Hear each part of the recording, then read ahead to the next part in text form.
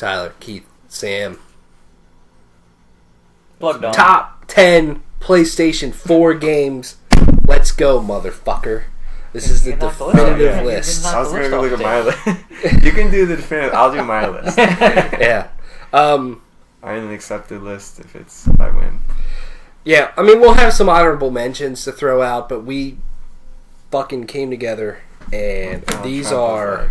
Shocker is the best sex move ever was. Two in the pink, one in the stink. These are what we think are... Well, this is our 10 favorite games. On PlayStation 4. That we played. That you can play on PlayStation 4. We are not including remasters. On PlayStation 4. Correct. So no really GTA 5. No Last of Us. Yeah. On PlayStation No Skyrim, no Last of Us, yeah. No Borderlands, yeah. Uncharted. PlayStation 4 games. Jesus Christ. Also, I think we should just get it out of the way before people start bitching. God of War is not that good. There you go. Bloodborne is not on this list. Oh, yeah. I forgot. Bloodborne is an incredible fucking video game that I just suck so bad at that I didn't get far It's too enough. debatable to have on the list. We'll put it that way. I know you. I just want to get out there because this is one that's on. If you look it up, PS4 list, it's always up high. But it's like I just feel like we. It's not a game for everyone. Yeah. It's not, but we also just didn't play enough of it to really justify. That's one way to put how much I played of it. Yeah. The other one... You know that beginning area where it's like the big bonfire? Yeah. I got past the bonfire once. I died almost instantly. I said, fuck it, and never played the game again. And I tried to get past that part so many fucking times. And it is... Yeah, I got to the third or fourth boss, and I almost beat it my first try. And then I didn't do so well the second try. I always beat it on my first try. And then I just... Other things came out. And then there's another like optional boss. You don't have to beat it to like continue the main path through the game that I never got to because there's this dumb fuck on top of a fucking building with a machine gun. Yeah, that's and Steve Jobs. Jesus Christ. I wanted to take him out because it just makes life easier, you know? And I tried to kill that guy 10 fucking times. I'm just also very bad at the game too. But it is a goddamn... You get a fucking Woody when you actually beat something and, get further than you've been. It's a cool game. What if every Bloodborne boss was like a progressively larger version of Jeff Goldblum? And by the last one, he's like huge. It's just like and then it progress. It does damage when you start getting up there until eventually you get to the last one. If you don't beat him before he does it, you just die. Yeah. And when you actually take him out, he does that yell that he did in Independence Day Resurgence. It's just like whatever fucking awful thing he did. And then I just want to also say another game not on this list is Metal Gear Solid 5 Phantom Pain. I didn't play because I had it in my library. I did not play enough of that game to put it on the list. Yeah. With that out of the way, there's another game. There's some fucking bangers on this list. Persona 5, but I don't think any of us played that. I ain't got time for that shit. Yeah, it's like an 80-hour RPG. I mean, granted, I played Destiny, so I can't, and I put a lot of time in Destiny, so I can't talk. But, I know. At the same time, I can't talk either because I got The Witcher 3 on this list, which I played well over 100 hours of. Whatever. I just ain't got... I had time for that shit in 2015. I ain't got time for that shit in 2018. I'm just saying. Also, it's not like you played 100 hours straight. It was like... Dude, I played that game for almost a year. Like 30 hours, and then you wait till the next expansion comes out. We'll play a game 100 hours straight. I meant like... In one like usual like I'm focused on this game kind of thing. Yeah. You know what I mean? Like, why is that to be straight? Anyways, there's some motherfucking video games on this list that are awesome. Let's get started. Number 10, we have Rocket League. Yeah. I had this on my list. Rocket League was Fortnite before Fortnite existed. Rocket League is number 11. I mean, like the game that just kind of blew up and everybody cared about it. In that sense. I'll clarify my statement. That's true, yeah. Whereas like this game, I added a lot to that. This game launched free on PS4, and everybody was like, I'll dive into it. And the game had some issues at launch, but then once they fixed that, it was like, wow, this game's fucking awesome. And that entire summer, I feel like this is the only game we really played, like, every fucking night. And it was a really good time. And it's a game that is so simple to get into. And anybody can really play it, whether you're good or bad. It's fucking soccer with cars, and it's dumb, and it's fun. But then, if you really want to get good at it, there is a very high skill ceiling that you can get to. I also really liked how it did, like, unlocks. At least back in the day, it's so incredibly complicated now because they've added crates and microtransactions and all this progression stuff. I'm not saying that's bad or anything, but back in the day, it was like you play a match, you got something. Boom, done. It's just incredibly simple. I think that's kind of the best thing about it. Yeah. I mean, think about it. You're a car and you just run into a ball. That's just fucking stupid. So one thing I think was great about that game is it's sort of the lifespan for us. Like, we don't play it now, but it wasn't like a flash in the pan, like, oh, we play it like for a couple days, but we played it like just long enough that it was good, and then and you didn't have any bad feelings about it. Just like, boom, this like, game. I got out of it before all that shit happened, or around that time. I think I maybe played it a couple times, but I got out of it like at the right time where it didn't get too complicated or money got involved or anything like that. So it was, we got the best experience of it in a way. Yeah. Except for you. It's still one of my, some of my favorite memories of this generation too. Like, I remember the one night you and I played this game till like 3 a.m. with some random guy. And we were just laughing the entire time. We were just talking about like Elmer Fudd and stuff. It was like, it was so fucking dumb. Oh my but it was god, so dude, fun. I forgot about that. It was just match after match after match of this game. We were talking about like good. E.L. Fudge or something? Yeah. It was some random guy. It was awesome. I don't know. Anyways. Yeah, I remember that. When you type stuff in the chat thing, and I always try to find a way around the censored stuff. Yeah, that was great. Yeah, good stuff. E.L. Fudge, and that guy was like, "Don't you mean E.L. something else? Like Alpha Fudge? That's what it was. That's what it was." Like, that's how that started. Don't you mean E.L. Fudge? I'm like, no, Al Fudge. That's Merle's. Yeah.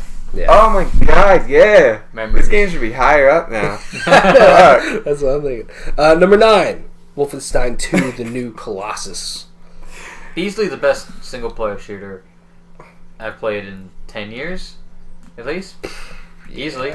Probably easily the best game that it's between this and another game on this list. Like, they're pretty even. But story-wise, maybe story-wise. Narrative-wise, yes. Probably the best one. Story-wise, this game is... wow. It's like, wow, this game is both over the top and a little bit stupid, but also really well put together. Yeah.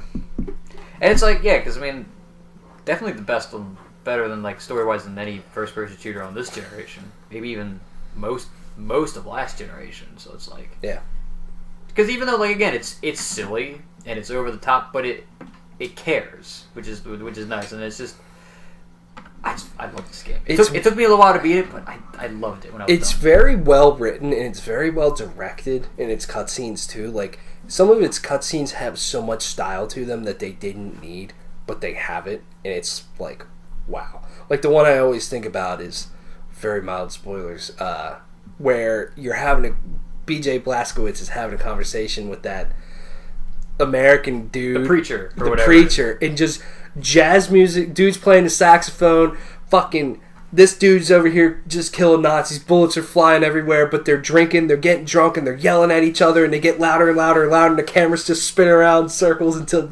he passes out. I'm like, this is so fucking good. This cutscene, this is one of my favorite things. But it also plays so fucking well. It's Wolfenstein. Yeah, it's Wolfenstein. I almost, I wish the stealth worked a little bit better, but that's like a minor Yeah, complaint. that's the one thing. Like, you could really stealth very well through the first game. This one, Not so much. You a might little get harder. through like halfway through a level, and then you're gonna have to run and gun. yeah. A bit. It's just But like, they alright, took the run and gun up a notch. I feel. Yeah. Did. It's so incredibly good. I am just give me that third game, man. Yeah. Or the 2.5, whatever's coming next. The Young Bloods. Yeah. Number 8, Dragon Age Inquisition, the oldest game on this list. Yeah, it is. I love this game, and what I love the most about this game is the feeling of being a leader. In a way, I think this game is incredibly good at doing that, and the relationships you build with the characters around you, fucking great. Party members, great. I love the tactical feel of the combat that you could add to it, because every time I would play the game just real time third person, but when I was in a pinch and things were going well, pause it, pull the camera up, and start commanding people, and I felt like I always got out of a bad situation when I thought about it, and I love those sorts of things. The whole game's a really great adventure. I like it. I played the fucking shit out of this game. Yeah, to the point where I'm trying to play through it again. It's been a while, but it's one of those things where all the surprises are gone, which kind of was one of the cool parts about this game, was going to a new area, which they had a lot of, and there were a lot of different varieties. There was the Emerald Forest, there were the fucking mountains. I want to say Frostback or something like that, but like all the different dragons you could find, all the different like all the different shit you could do in each of these areas, and certain areas that were like they get progressively harder, and then you had the DLC like Trespasser was really good. Very good. There was a lot to this game that the first time through, even the second and third time through, I really enjoyed, and there were some really good character moments. This was the last good BioWare game up until this point. Which I don't even know about Anthem, but it looks like its focus is on totally other things. But yeah, it was a very like BioWare game in that classic BioWare way. That put a lot on like decision wheels or conversation wheels, and starting relationships and getting better acquainted with people, like saying one thing and someone will disapprove, and you say one thing, and just the sort of environment that felt like at the time in 2014 that felt like very alive and very like it all felt good. But yeah, the all the different abilities you could have in combat and the sort of tactical top-down approach you could have. This game had there was a lot to it. There was a lot to it, a lot of different small things you could work out. But yeah, it's one of those things, I played it so much that sort of all the surprises were gone. Even the small things, like, I love when games do shit that it's like, why did you do this? But it's sort of the thing of like, there's one, I forget which area it's in, but you could find, I think it's on like a table or a chair. There's like a wheel of cheese that you could take as a unique weapon that would be a shield. It's like a wheel of cheese, but I think just like a wedge cut out. Like when stuff like that. And there was another thing in the Emerald Forest where you go to this corner. There's no indication whatsoever of where it's at, how to do it. You just go to this corner of this big rock, and you keep jumping up and down like a ton of fucking times. And then there will be a voice that says some shit. And it's like, oh, I need like 10 of these plants or whatever. And it's not like a really super common plant. So you go around, you pick a bunch of these things, and you come back, you keep jumping up and down again. And there's no real set way of like, oh, you jump this many times, they'll set off. And then the voice is like, rah, rah, rah, rah, rah, and he'll give you this like unique helmet sort of thing. It's like this crown of flowers or whatever. It's actually pretty good.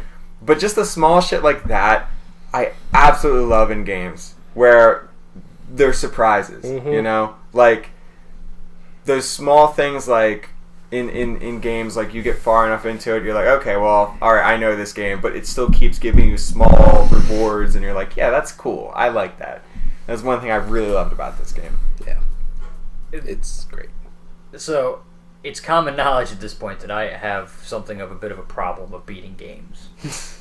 But, and this is one of the games where, there's actually one of 3 games where a game came out, I actually really liked it, but then something else, or I bought something else, or something else came out around that time, and then I just kind of fell off, and then it eventually got to a point where it's like, you know, I've been away for a while. So, but it's one of the games I want to come back to, that I do want to do eventually, but I'm trying to clear out some of these games that I still have. I have like 2 or 3 that I still need to beat, so, like big games. Yeah. Number 7, we have Doom. Doom is probably the best single-player shooter. Yeah. Of this generation, of the last 10 years, maybe even longer than that. Yeah. It's just fun. This game is incredibly fun. Like, it's badass. And it's, you know, I think one of Dunkey's videos where he did his top games of the year, I think it was 2017, he had Doom because he played Doom that year, and he goes, you know, most shooters you go hop to this cover, move up, hop to this cover, shoot, move up. At Doom, it's like, and you just go all over the place. You just try to keep moving, and it's a lot of fun, and like you progressively get stuff over the game, like new weapons, and that's what kind of makes it fun. Like then you get the BFG, and it's like, oh, everything's getting fucked now. Yeah. And the moment when they give you that weapon, that was awesome. Or like probably one of my favorite boss fights in like any first person shooter, the Cyber Demon. Yeah. Which is really good. Yeah. Like that's not something that I usually think of with like first person shooters. I'm like, I usually don't mind liking the boss fights. Yeah. First person shooter boss fights usually suck. Yeah. And I loved just the exploration aspects of this game too. You know, that stuff is phenomenal. You know, the glory kill stuff, the pump of the shotgun in the middle of like, let's go, boys. You're about to get your fucking ass wiped. Like, it's great. It's you have the biggest smile on your face at the most ultra of violence, but in an awesome way, because you're just you're a guy and you're killing demons, and that's badass on Mars. Exactly, and it's really well put together, and I liked the multiplayer of this game. I did too. I thought it was fun.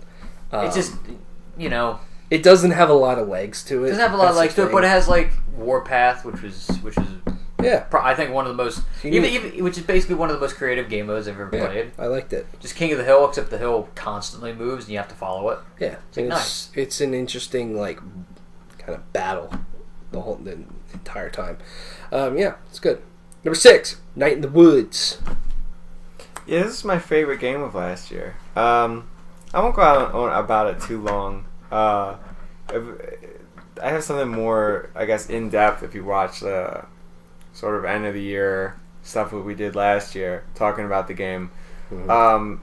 It's one of the most fun games I've ever played. It's a completely refreshing experience from nearly every other game that I've played, like ever. Especially now in the climate of video games now, where, you know, and I'm not even saying it's a bad thing, but every game I've played this year, like even in the past couple years, like overwhelming majority has been Ghost Recon Wildlands shooting. I just got Destiny 2 shooting stuff. I'm looking forward to Red Dead Redemption 2 shooting stuff. You know, a lot of even like bigger RPGs have adopted a lot of the same mechanics. So you're doing a lot of the same things, but to play a game that's really different, like there were those like that club of smaller games like Inside or Oxenfree or Firewatch or Night in the Woods that are just different. They're more narrative based. There's not like combat. And a game like this, it's like the vision for this game, the tone of it is weird, and it has a sense of humor, and it doesn't take itself super seriously, but sometimes it hits you with like some really serious stuff. but it's the writing is so good, and it's in such a way that's like 1 minute you can kind of be joking and laughing, and the next minute you're having this really serious moment, and the next minute it's like, I don't know, you're just kind of nervous. Like, it really does a great job of like flowing through each part, and just playing the game itself is very fun. It's not something overcomplicated. It's like a 2D side-scrolling thing, and it's fun. Even the town you live in, you can like, if like there's different parts where you can like jump up on telephone wires and then jump up on top of houses and get to these different secret areas. All the trophies for the game are like this. Most of them are just this side stuff that you only find by exploring and then coming back every day, and just like there will be something in the game. Like there's this one part where you find like a detached arm. It's not in the woods. You find a detached arm on the ground, and so there's like this mini game where you just poke it with a stick. Again, this game's fucking awesome. And like you poke it with a stick, and a roach runs out, and so, like, you know, it doesn't say like, oh, kill the cockroach or whatever. But if you stab the cockroach with a stick, that's a trophy. Like all the trophies are hidden, so you don't know what it is. I'm sure you could go look it up, but like all the trophies are hidden, so it's just about like, oh, I'm just gonna. Literally, the whole game is that like I'm gonna poke it with a stick and see what happens, and that's like one of the best things about it. But the story's amazing, the characters are amazing. The game just gives you this full feeling experience, and yeah, I mean, just with characters, it doesn't have like shooting and stuff like that I'm so used to, or a lot of people are so used to with games, like big action pieces in the game, you know, Uncharted, swinging around and stuff. It's very simple, but it's very, very filling. I think about getting this game on my Switch all the time. You should do it. It's an I incredibly just good need game. to fucking. The ending, I could see where people would be like a little because it builds up. The game is so fucking amazing in one area of it, but then it's almost like the game sort of remembers, like, oh yeah, we had this other plot line going on, and we kind of have to resolve that somehow. So the game sort of gets weird, and then the ending might not be the most like complete feeling thing, but the rest of the game is good enough that it's like, to me, I'm like, okay, yeah, I can live with that. But the game is sort of like, it's sort of like, okay, let's wrap things up and go home a little bit. But yeah, it's a fantastic game. It has a lot of replay value. There are different like side stories you can go off into, like, oh, do I want to hang out with this person today or hang out with that person today? And when you hang out with that person, like, that's it for the day, you know? So you kind of go off and like develop, you know, more like relationships with certain characters and everything, and yeah, it's really cool for like such a small crowdfunded game. Mm-hmm. Yeah. On number 5, Long Dick style. from a small game to one of the largest games, The Witcher 3 Wild Hunt. Oh yeah, It's another one of those games that, again, it's like one of the longest fucking games I've ever played. Yes. Seriously, one of the longest fucking games I've ever played. But like maybe, and it does have 2 games behind it, but I never played those 2 games. So I'm gonna write off that sort of thing, and I'll just flat out say one of the best, like most developed, living, breathing, character-driven, natural feeling worlds that I've ever been in. Like, characters have such a commanding presence, you know? It's not like when Triss comes into play, you're like, okay, that's Triss. I've never played a Witcher game, but that's Triss. I remember her. She has a unique look. She has a unique personality. Something about the vibe that she gives off is just a memorable character. Mm-hmm. Even like, what's her name? Kiara Metz. Yep. Like for a little while she's there, and you have, you know, storyline with her. It's like every one of these characters has this commanding presence. Oh god, what's the name of the?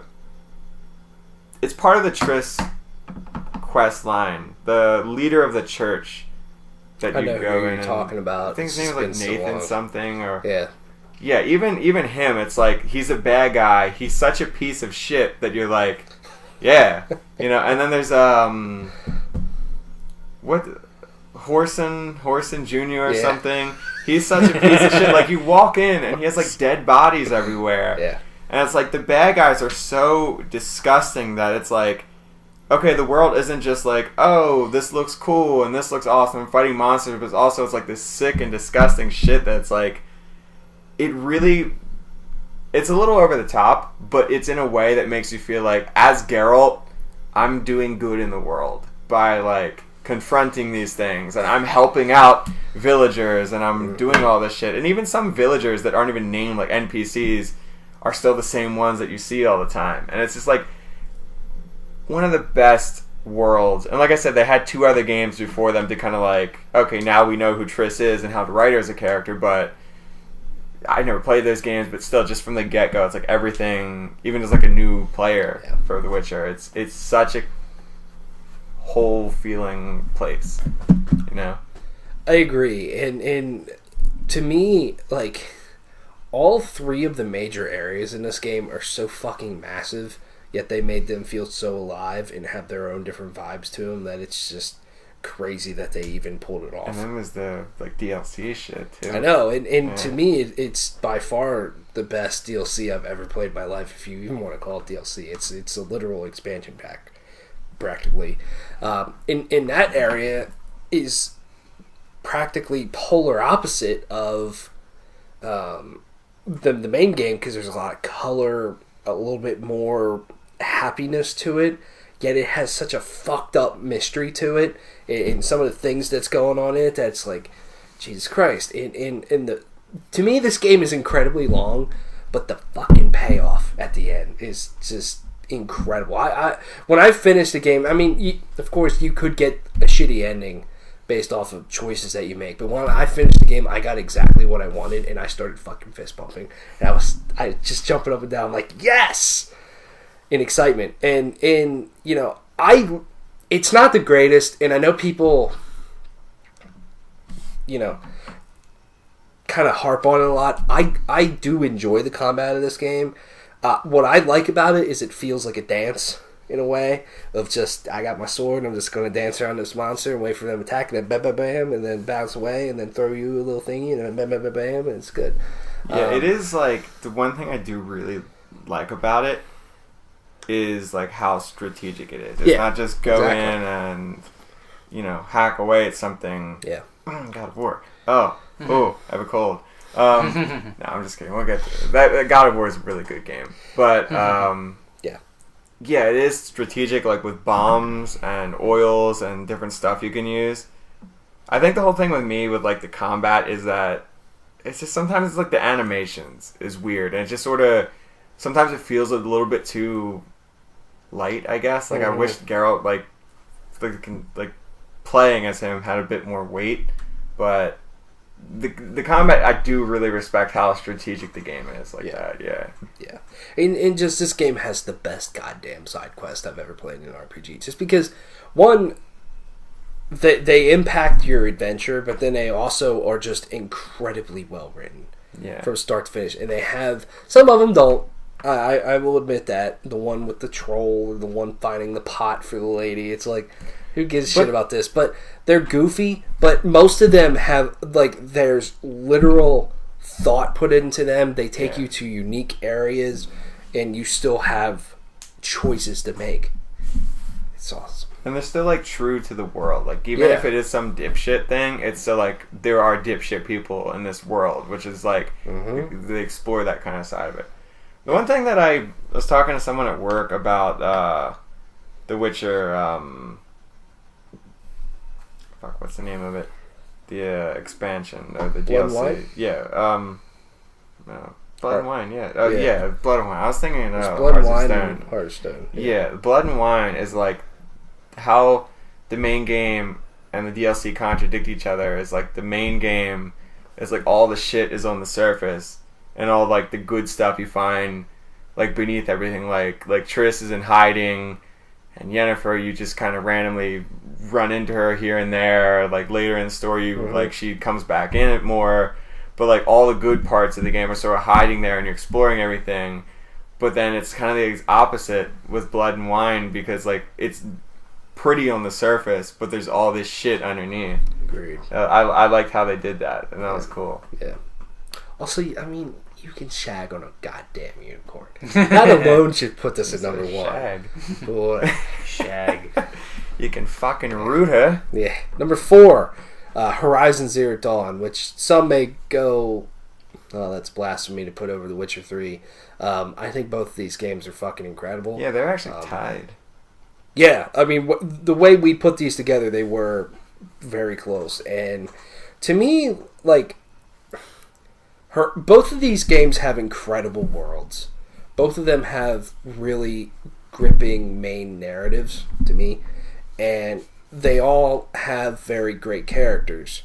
But Horizon plays so fucking well. Like the combat's like really not like any takes other it game to I've another ever played. level. Yeah. The combat's not really like unique, and it's like the combat's like hard. Like I remember the last time I played the game, I forget what I was. One of the last things I did was I was trying to get to one of the. It's been a while since I played the game. One of the tower, basically the draft things that you climb to get to the viewpoints. But there was like the. And again, I'm trying to remember. Corrupted zone or something? Well, no, but I had to go past like 3 of the like the crocodile-looking things. Oh, yeah. And so I'm like, fuck. And then I just, wasn't able to get past them. I don't know what was going on. I was like, well, fuck. So like, but like stuff like that, it's like, okay, I'm gonna set up a trap, and then I'll do this, and try to set up a bunch of traps, and it's like, and then. Shit, and I'm not that good, so I'm trying to hide and set more traps because otherwise I'm just gonna get fucked up again. And it's like, so it's just like fun. Again, this and The Witcher 3 are the 2 other games that I talked about where other things came out, or I just started like playing other things, so they kind of fell at the wayside, and I want to play them again. But I do thoroughly enjoy because this is just probably one of the for like this kind of like an RPG. It's probably one of the more unique world ideas out there. So. Yeah. If it's still on sale, I think it's $12 now for like the complete edition. If anyone's watching, and I still own it. I might maybe if I'm gonna play The Witcher again, I'm gonna double down. I'm gonna be like I'm gonna play as much of it as I can. So you're gonna have to strap in. I'm gonna have to fucking strap. That's like 100 hours, but really maybe. Well, we'll see. I'll try. I think between the DLCs and the main game, I think my final count was at 110 hours in The Witcher 3. I think if I just don't hyper focus on one game like I generally tend to do, like when a game comes out, I'm like, this is all I'm playing, I might be able to do it, because then I'll just fall off, and then I go back to... That's what happened with The Witcher, was I fell off for a little while, I forget what game came out, and then I tried to play it again, and I'm like... Destiny. It's probably... So that came out later, and... it might have been for whatever reason, I was getting into the House of Wolves DLC, and like the Prison of Elder stuff, and I was like, I like this game, I'll keep playing it, and then I, like a month or 2 later, went back to play The Witcher, and I'm like, fuck, I don't remember how to do any of this. Because I only played The Witcher for like 2 or 3 weeks before that happened, so... But, yeah, Horizon, I enjoy I like the world. That's basically all I can say. I'll let you guys talk the rest of it. To me, what I like about Horizon is that it's a new IP, and it's a really great new IP with a very awesome main character to me, and I just found this narrative to be phenomenal, and especially for an open world game to have such a very strong narrative like this one from start to finish. I think that's very impressive. And also, I mean, you have Guerrilla Games who made Killzone cool, and then they turn around and make something like this. It's great. Also, the soundtracks to Horizon Zero Dawn and The Witcher 3, on point. Probably more so The Witcher 3, a little bit to me, but Horizon, very good as well. Yeah. Yeah. I think the biggest thing that stands out to me... Oh, we touch feet. Yeah. We gotta fuck later. We do. By the rules of touching feet. Yeah. Yeah. The biggest thing that stands out with Horizon Zero Dawn to me is that it takes that Assassin's Creed, Tomb Raider, like hunter style of playing a game and just takes it to a whole new level. Mm-hmm. Like the bow and arrow, kind of sneaky, that sort of style of thing. I wouldn't really throw Hitman in there, but in ways, it's a different kind of being stealthy, like in hunting, stealth in ways and stuff. But yeah, it takes it to a whole new fucking level. like the fluidity, everything, like running around this giant fucking machine, and you really get a sense of like the scope of the game, like when you're taking on a Thunderjaw and it's there and it's shooting its rockets and shit out at you, and you're sort of running around it, and you feel just how much ground you're covering to run around this thing and stay far enough away. Like, you get a really great sense of the scope of the game. As you go on and play, it maybe doesn't it doesn't have the same effect that it did toward the beginning of the game, but at least picking certain machines apart, like to begin with, as you start to get it, get the hang of it, you're like, okay, well, I can shoot it there, I know I shoot off its things on the top, and then it won't shoot this stuff at me, or things like that were really awesome. It added an element of strategy, and what game was it that I talked about earlier? I know we were talking about The Witcher, like in strategy and the combat and everything. That's like one thing I love in games, is when it's like, okay, you figure out how to like beat this. Like, okay, there's a way to beat the enemy and you can just go head on, but also you figure out a way. Like, you take your time and you go about it, and I love that in games, and it really gives you some of those opportunities. There's stealth. It gives you certain like ability upgrades. And yeah, like you said, a new IP for it to do all of this, for being a new IP, it's awesome, and I can only see the game going up from there. Like, you start to think about other things that you see in games that could be really added easily, like limb damage. Like, oh, if I attack a limb enough, maybe I can shut off a leg or something, or just all the things you think like could make this game better. It's totally doable. The game engine, the Decima engine is fucking outstanding. Yeah. The amount of diversity in the world, like desert, you have the frozen wilds, like jungle, this game has so much life in it. The one part that it does lack for me is in the characters, or at least, like I was talking about The Witcher. Yeah, like with The Witcher, it's like, oh, I know this person, I know that person. Even like you could just go on and name characters, and like, I remember exactly what they're like. But then in Horizon Zero Dawn, there's the Mohawk guy. Yeah. And there's the one lady in the desert city that you kind of meet, and you help her escort some people to escape. There's Silence, because his name sounds like Silence. Yeah. He's the guy that's sort of helping you. Yeah. That's the sort of thing with the characters. There's the old man that's pretty cool, that dies in the beginning. Oh yeah. Your dad or Roth or something like that. Roth. Yeah. Because it's like Ross, but with a list. That's how I always remembered it. But yeah, like the characters Roth definitely are lacking in ways, and it is the first game, so I feel like Aloy could be explored a lot more as a character, which I wanted to be in the first game, but maybe in the next game, who knows. But yeah, it was like The Witcher and Horizon. This game that plays fucking amazingly. It's the best looking game I've ever played.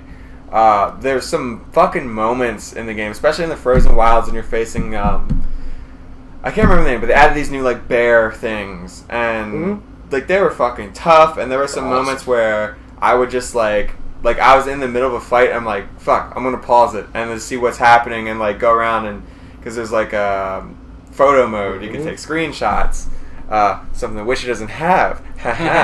Yeah, fuck The Witcher. No photo mode. Shit game. No buy. 7.2 out of 10 or 7.8. Too much water. Too much fucking water. Yeah. But yeah, it's like you get the photo mode. There's so many like memorable moments where it's like you're just in the thick of things, and there's always that threat of like, I could get fucked in the ass right now.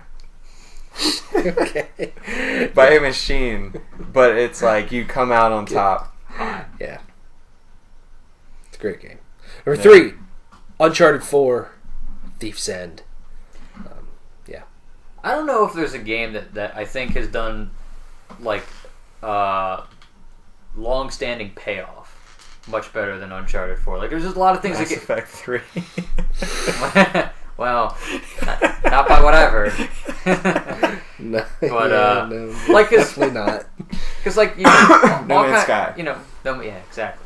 Long standing, as in what? It took 2 years for there to be a payoff for that game. No, it took what? It was announced when 2012 or something. 2013. So it took 5 years. Plus 2, 7.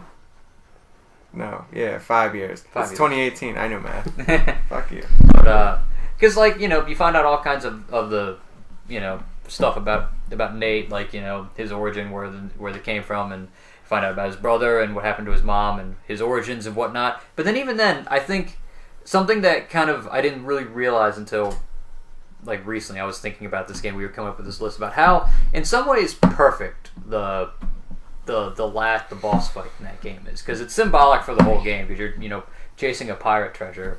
But it's also usually, how does every Uncharted game end? You don't have the treasure. Well, it's also like this, every Uncharted game is this big fucking thing where like it's a boss fight or you're running away from something. This is like you're just fucking, it's one-on-one with like this dude. And it's just really 1v1 me, kind of. it's just like and it's just this in close and just personal thing. It's just I love this game. I do too, and it has some incredibly touching moments, especially between Elena and Drake. Moments that are beautiful in the beginning, moments that drive them away, moments that bring them back together. It's very good. And then, you know, the relationship between Nate and his out of nowhere brother is still very good. I hear retcon. To me, besides Zelda, Uncharted is just the best when it comes to just feeling like you're on a journey and an adventure. And this one's just, it's great. There's probably not a franchise out there to me that I can think of that, kind of like you said, in a way, that just wrapped everything up with a beautiful fucking bow on it, you know? Yeah. So Because far, that ending. I mean, who knows? Damn. Yeah, who knows? With like, I could maybe see The Last of Us pulling something off like that eventually. Maybe even with the next game. But like, you know, as of right now, yeah, it's just everything was just like it was nice. And I went into Uncharted 4 almost being like, this game's kind of unnecessary. Uncharted 3 was a great way to end this story, and then it's like, no, it wasn't. This is the best way to do it. Yeah. I know I'm going to bring it back to again, but in ways, not totally, but in ways you could make the argument that Mass Effect 3 wrapped some things up pretty well. Some things. Some. Like Shepard kind of giving the ultimate sacrifice is like, in some ways, sort of. But yeah, it's not like, I was trying to think of like games that, because a lot of games like, just don't end it, you know, like Assassin's Creed's been going forever and it's going to be going forever. Like, it's a lot of games don't just like the only know other when to call it thing, quits. the only one I could think of is Halo 3. Halo 3. I mean, any game that has like a finite number, like I could maybe say Jack and Daxter would maybe be a good example. Just like any game where like they kind Halo of stop. 6 or Halo 5 and how to end Halo I mean, 3. if you're talking about the main original Halo Like story. that's like a cohesive story, and Halo 3 kind of did wrap everything up really nicely. I mean, 4 brought it in a great direction, and then 5's like, I don't know what you're doing. 5's like, Well, anyways, it's not the point. Yeah, it was very. They took it in. I know a lot of people. I remember when the game came out, a lot of people compared it to The Last of Us in ways. Like how the game was more. It sort of adopted like a more mature look and feel to the game, where it used to be not cartoony, but a little more like an action movie. cartoony-ish. Yeah. Like even the look of the game improved. And the everything with the game was more... Knocking shit over. Come on, Just man. when you- No. It's like, what the fuck? Yeah. Yeah, the game, like on every level, was more mature and handled things in such a serious way. And the twist with Nate and Sam, when that happened, it's been 2 years. Yeah. Fuck it. When it turns out that he was like lying to Nate, like that was a legitimate like, oh shit, Like I was taken back by it, and I was like, that actually surprised me, and I was like, wow, games don't really do that for me all the time now, because a lot of games are so predictable. Yeah, and it's when you have so much riding on like Nate and Nate's life, and you really feel, you become so attached to him. It's like, this guy betrayed like this person I've been with like the whole time. Like, you know him on so many different levels, and like the game was so rewarding for people that were invested in it, in the Uncharted series. I know it's kind of like a really generic thing to say, but it really was, and you have to like play it. If you know it, those who know. Yeah. It's like the other thing too about like that whole reveal that it kind of does, which is just the pacing of the game. You know, you played through that mission, the one mission where you play as Sam. Yeah. Earlier, where it's like, because you played it, it's like, oh, this must be true, and then nope, that's not how it happened. Like, that is a very effective way of doing it. Again, they take it seriously. You see how this is all ruining Nate's life in some ways. This adventure could possibly, make him lose everything. And it's like, it just kind of comes in and it's like, wow. Very well done. Amazing thing about this game, and I'm not sure if I'm going to get all this correctly, or get all this correct, but most of it is that when Neil Druckmann and Bruce Straley like stepped in, they had about 2-ish years, and they like rewrote and redid a lot of things with this game and turned it into something absolutely fantastic, where you see a lot of games like Mass Effect Andromeda famously, like halfway through it's like, oh, we got to scrap a lot of stuff and redo a lot of things. Like, for the fact that this game turned out so as well as it did is just another thing to add to their resume. Like, this game could have been actually think an Uncharted game could have been like a mess in some ways. They completely, they pulled it out. They fucking killed it. Yeah, they did.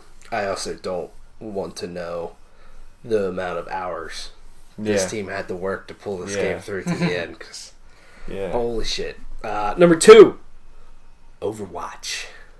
Yeah, I mean, all I'm gonna say, it's Overwatch. That's it. It's a fucking. It's just a great game. It's a game. It's a game where, probably almost more so than any other multiplayer game, is that it's constantly evolving. Mm-hmm. Even if it's just subtle, like just balancing things, they're always just trying to make the game better. Whereas like a lot of games, it'll sit like that for a while. You know what I mean? You play like a Call of Duty. Call of Duty is going to play that way.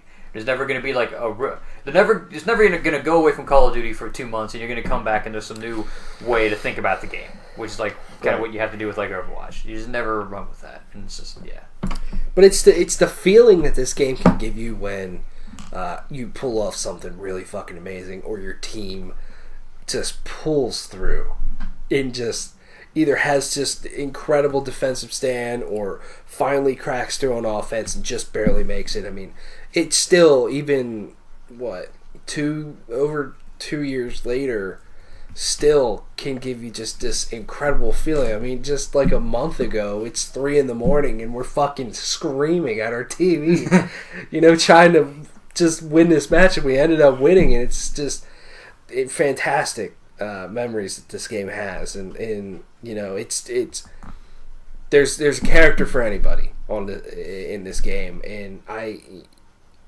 the maps are well designed. Everything about this game is it's perfect to me. Yeah. I love it. I don't give a flying do I want some sort of campaign to this game? Sure.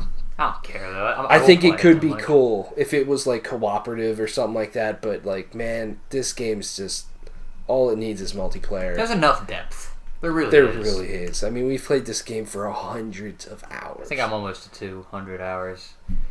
Probably getting close. Mm-hmm. I played a lot of this game. I haven't played it in a while. Oh, you're over 200 hours. Am for I? Sure. I probably am. Yeah. I don't know. I haven't touched it. I think I haven't touched we're it. We're both in the maybe in the 300s. I think. I don't remember. I'll have to look at it. Mm-hmm. I haven't touched it in a little while. Like, I barely played it during the most recent event, but that was just a lot of that was because we were playing Destiny 2. But then like there was nothing like that was like, oh, I need to play it for this. And I haven't had the itch. Don't worry, give it like another month or two. I'll probably have the itch, and it'll be like, boom. Overwatch will be the only game I play. There's usually those periods where it's like, I'm all about this fucking game. Or like a new competitive season, and I'm like, fuck, I want that gold gun. Yeah, the new map seems neat. Oh, the Busan, yeah. I can be down. Yeah, I mean, to me, it is hands down my favorite multiplayer shooter I've ever played. Yeah, say that. I think that's I think I would be. Halo always held that to me, but this is. I think I would be lying at this point if I didn't say that too. Yeah, it's great. And then number 1, the best PlayStation 4 game according to Plugged On is God of War. God of War is amazing. It's a fun game. It's just such a game where it's like, I'm again, as I said, have a problem with beating games. So substance abuse. Yeah. But mainly beating games. But mainly beating games. And maybe watching too much porn. Maybe. That's me. That one's maybe me. But like, so for this to be a game where it's like I wanted to do everything in the game. It's like it says something. I did just about everything you could do. I found even the secret enemies, did all the realm tears, all that stuff. I'm like, this game's awesome. Tear your realm. Yeah. So it's just like, and it's just a fun game. It's just a game that you could easily just sink into. It took me a little while to get into it, but then once I got to the good parts of like the story, I was like, I can't stop playing this. Yeah. I think I beat it in like a weekend once I got into it. It's like done.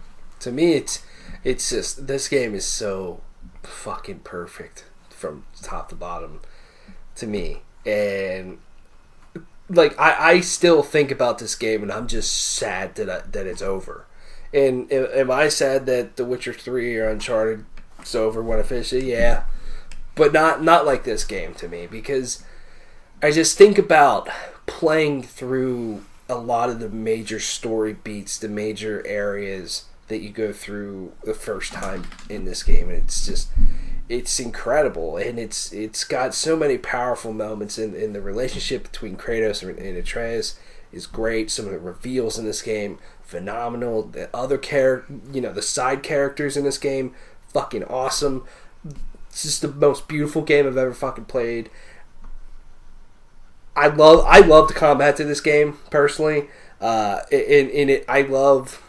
It gets to a point where there is no more challenge, but when you are climbing to that high point where you want to be, yeah, it's fucking great. And, the fights against the Valkyries, a lot of the side quests are really well done because they take you to new areas. They're well written. You learn new things. To me, this is how you do. This is my favorite sort of style of game too. It's a open area sort of thing, but it's still a kind of linear adventure. But if I want to go off and do the side quest, it's going to take me to a whole new area. I can do that, but it's not overwhelming in any way. It's like every Ubisoft game, and it's almost it's very light Metroidvania in a way. And what I mean by that is you get abilities later that will completely open up a whole nother section of the map that you've already been to. Little areas here or some big area here. It's like the first time you go to, I'm like, I don't know how the fuck I'm going to do this. What the fuck is this? Yeah. The other thing is, I just realized everything that we kind of said about a lot of things we said about Uncharted 4 apply here. About just sense of gravity with certain things, like getting the Blades of Chaos is a big moment, or just like how Uncharted 4 got serious. This game got. God of War was a goofy. Sorry, the God of War trilogy and like the other games were goofy fucking games, and this game is like super like serious, and it's great. Yeah, and to really, Breath of the Wild did this last year of like really reinventing a franchise that's been around for a while. This game did it just as well. Changing the camera angle. Oh my god, it's like biggest fucking greatest change to this. Honestly, God of War 3 is free for PlayStation Plus. I feel like it's going to be very hard for people to go back and play that game after playing this one. It's just yeah.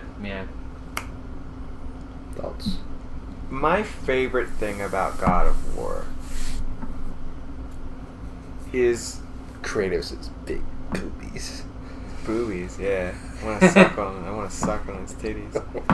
Let me suck when your titty's dead. My favorite thing about God of War is that, and it's almost not even about God of War. It is, but it's not. It's about how excited Cory Barlog was about that game every time he talked about it. Yeah. That you know that the game... And it showed in the game that you played. Yeah, and he delivered too. Yeah. He wasn't just hyping you up to hype you up. And he still talks about it. Yeah. And it showed in the game that you played that it was taken seriously, and it was made by the right people.